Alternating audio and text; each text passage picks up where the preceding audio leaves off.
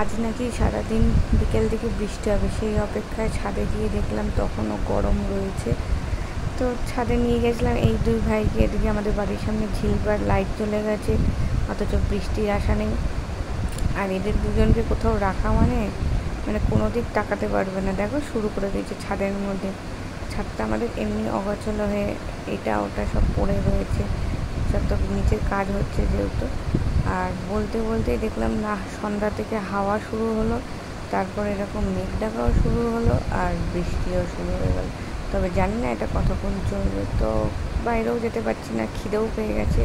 কী খাবো ভেবে পাচ্ছি না। তাই ভাবলাম দোকানের ডিম দিয়ে অমলেট করি। ও মা, অমলেট করে কি হবে, 4 জনের তার মধ্যে ভাগ পড়ে গেল।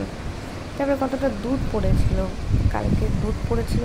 তো আমাদের বাড়িতে কেউ দুধ চা খায় না, তাই দুধ পড়েই থাকে। দুধটা একমাত্র আমার ছেলের জন্য আর ঘন্টুর জন্য থাকে, তাও সবসময় ঘন্টু খায় না। আর আমার ছেলেকে একটু রাত্রেবেলা শুধু দুধ ভাত দিই। তো ভাবলাম দুধটা পড়ে রয়েছে, দুধটা দিয়ে কী করবো। মা অনেকদিন ধরে বলছে আইসক্রিম করে দে, আইসক্রিম বানিয়ে দে একটু। তাই সেদিনকে যখন মার্কেটিং করতে গিয়েছিলাম, তো একটা আইসক্রিম তৈরি করার যে প্লাস্টিকের কাপগুলো হয় সেগুলো কিনে নিয়ে এসেছিলাম।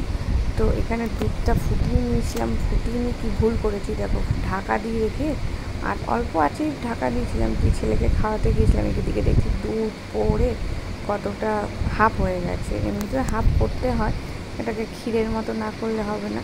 তার উপরে এমনি অর্ধেক পড়ে হাফ হয়ে গেছে। তারপরে এখানে ঢালছি, এদিকে ঘন্টু দেখো আকাম করে যাচ্ছে।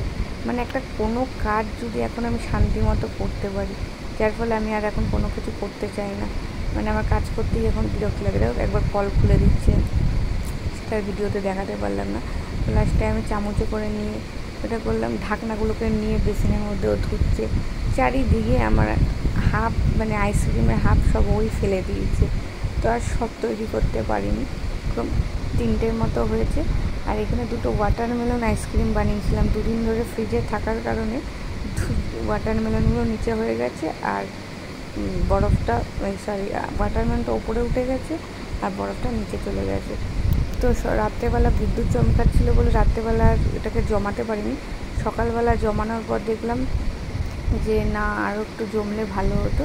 তো যাই হোক, এরকমভাবেই তুলে আমি দেখলাম কাঠিটা খুলে গেছে। এটা যেহেতু হাফ হয়েছিল, অল্প একটুখানি যেহেতু ছিল, তো এটা দিয়ে টেস্ট করে দেখলাম না সত্যি পুরো মালাই আইসক্রিমের মতোই খেতে লাগছিলো।